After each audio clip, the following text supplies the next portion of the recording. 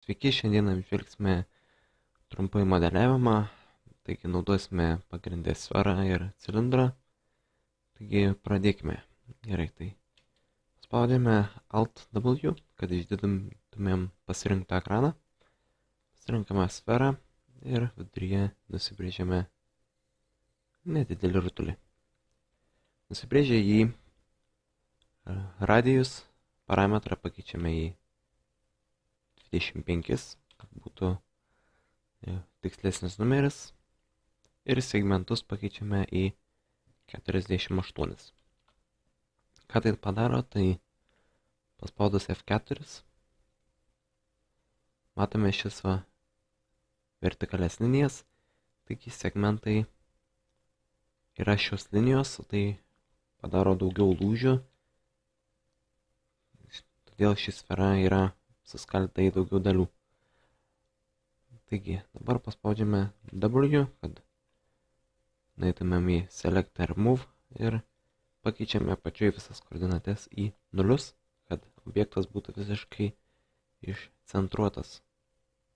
Taigi, toliau mums prireiks cilindro, kad išpjautumėme skylę viduryje šio rutulio. Taigi, išeiname iš didelio ekrano, nueiname į savo front ekraną, jį padarome realistic su F3, išsididiname šį ekraną ir truputį galbūt prisiartiname. Taigi,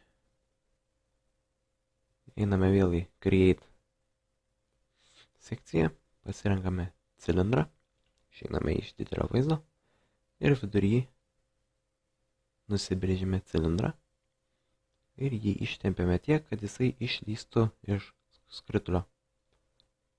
Taigi, dabar jį paliekame ir iškirpimui naudosime įrankį Boolean, kuris randasi tarp Compound Objects. Boolean. Šis įrankis leidžia iškirpti formas naudojant kitus objektus. Taigi pažymime skritulį, paspaudžiame Boolean, pasirenkame Pick Operand B ir paspaudžiame ant savo cilindro. Kaip matome, mes išpjojame cilindro skylę, tačiau mes cilindro kraštines palikome šonuose. Kad tai pamatyti, galime prisiartinti ir pažiūrėti. Kad tai panaikinti, mes paspaudžiame Cut ir Remove Inside. Dabar šis skritulys yra tuščiaviduris. Mes jį turime konvertuoti į Editable Poly. Toliau einame į Modifier List, paspaudžiame, susivedame Shell, randame, paspaudžiame jį ir kaip matome atsiranda tokia sienelė. Pradiniai nustatymai būna, kad ši sienelė yra į išorę, mums reikia jos į vidų, todėl Outer Amount nustatome į 0, o Inner Amount į 2 mm. Dėl šių nelygumų nesijaudinkite, jie atsiranda dėl to modifikatoriaus, nes matote, linijos nebesueina gražiai, bet tam laikui dabar tai palikime. Sumažiname vaizdą, pasirenkame vėl viršutinį front, einame į Create, grįžtame į Standard Primitives, pasirenkame cilindrą, vėl cilindrą, brėžiame viduryje, galbūt šiek tiek mažesnį, ir jį ištempiame kiek norime. Sakykime, tiek užteks.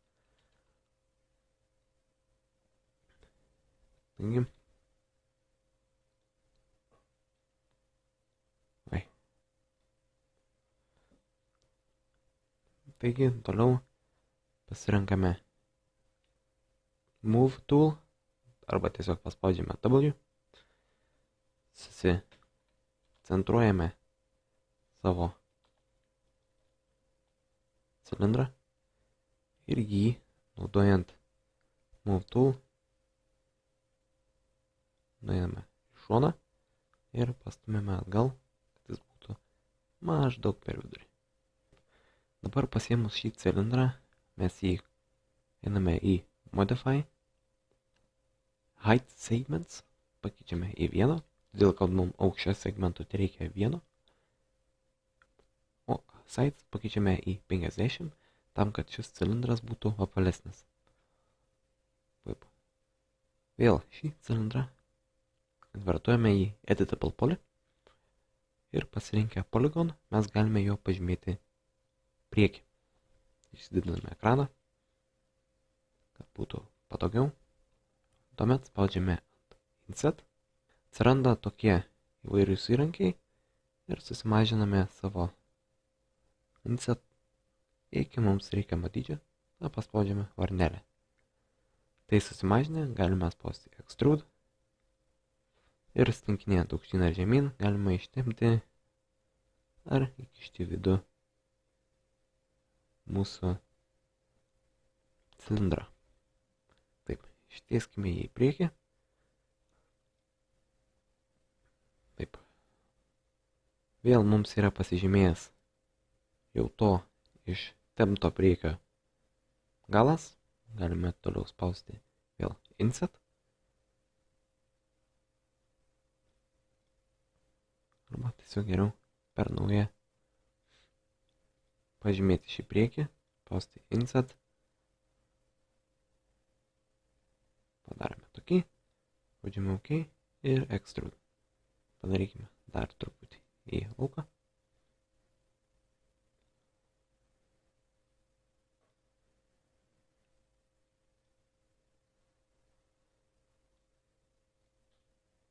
Ir taip, manau, atrodo ganėtinai gerai. Taigi, toliau pasirinkame šį objektą, spaudžiame Clone, Copy ir spaudžiame OK. Yra nukopijuojamas lygiai tas pats objektas ir padedamas į tą pačią vietą ir iš karto parenkamas Select and Move įrankis ir tiesiog galime nutempti jį į šoną, o dar paprasčiau nukopijuoti jo koordinates ir įklijuoti kitam objektui, kad jie būtų visiškai lygus.